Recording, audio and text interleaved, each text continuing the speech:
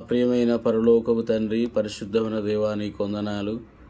ఉదయకాల సమయంలో మీరు మన సజీవులుగా ఉంచినారు, స్తోత్రాలు. ఉదయకాల సమయంలో దైవ మరముల ద్వారా డిసెంబర్ 7వ తేదీ నాడు మా అందరితో మీరు మాట్లాడి మహిమ పొందమని ప్రభువైన యేసుక్రీస్తు వారి నామం పేరిట ప్రార్థించి వేడుచున్నాము తండ్రి, ఆమేన్. డిసెంబర్ 7 దైవ మర్మాలు. వాడైన రెండంచులు గల ఖడ్గము గలవాడు చెప్పు సంగతులు. ప్రకటన గ్రంథము 12వ అధ్యాయము 12వ వచనం. సంఘములో 3వ కాలము పెర్గము కాలం నాటిది. ఈ సంఘమునకు వాడైన రెండంచు గల ఖడ్గము ధరించిన వానిగా ప్రభువు వెల్లడి చేసుకొనెను. ప్రకటన 2వ అధ్యాయం 12వ వచనం. బైబిల్లో ఆ ఖడ్గము దేవుని వాక్యమే. ఈ పెర్గము సంఘములో నికోలాయితులు బోధను పాటించు వారి ఉండిరి. దేవుని వాక్యమునకు సరైన స్థానమును వారు ఇవ్వలేదు. జనములను అధికముగా ఆకర్షించు బోధకులని వారు ఘనపరిచిటివారు. దేవుడిట్టి ఘనతను ద్వేషించును.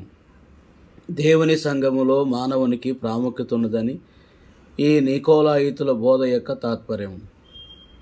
ఆంగ్లికనులు అను తెగవారు బిషపు గారి ఎదుట వంగి నమస్కరించెదరు.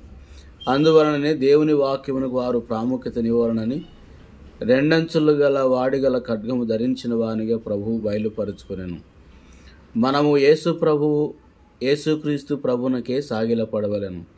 ఆయననే గణపరచవలెను. ఆయనకే ప్రార్థించవలెను. ప్రతివాని మోకాలు యేసునామమున వంగును అని ఫిలిప్పీయులకు రాసిన పత్రిక 2వ అధ్యాయం 10వ వచనం రాయబడి ఉన్నది. ఈ సంఘమునందు బిలాము బోధన అనుసరించు వారు కూడా ఉండిరి. ప్రకటన గ్రంథము 2వ అధ్యాయం 14వ వచనంలో బిలాము సిద్ధాంతం అనగా మిశ్రిత వివాహముల సిద్ధాంతం, అవిశ్వాసుల తోటి సంబంధము హానికరమైనదని 2వ కొరింథీయులకు రాసిన పత్రిక 6వ అధ్యాయం 14 నుంచి 18 వచనం చదివేదాము. జయించు వారికి మన్నాను భుజింపనిత్తును, మరియు అతనికి తెల్లరాతి నిత్తునని ప్రభువు వీరికి చెప్పాను. మరుగైన మన్న ఆత్మీయ ఆహారమును సూచించును. నూతన జీవము కొరకై మనకు ఆత్మీయ ఆహారం అవసరము. మోకాలపై ఉండి ప్రార్థనలో కనిపెట్టి వాక్యమును చదువుట ద్వారా నూతన శక్తిని పొందెదము. సర్వ ప్రపంచములో దేవుడు మనల్ని ఎచ్చటికి పంపినను తనకు మరుగైన మన్నాను మనకిచ్చును. తెల్లరాతి ద్వారా దేవుని చిత్తమును తెలుసుకోగలము. సంఖ్యాకాండం 27వ అధ్యాయం 21వ వచనం. దేవుని వాక్యము చదువుట ద్వారా, ప్రార్థించుట ద్వారా దేవుని చిత్తమును తెలుసుకొనగలము.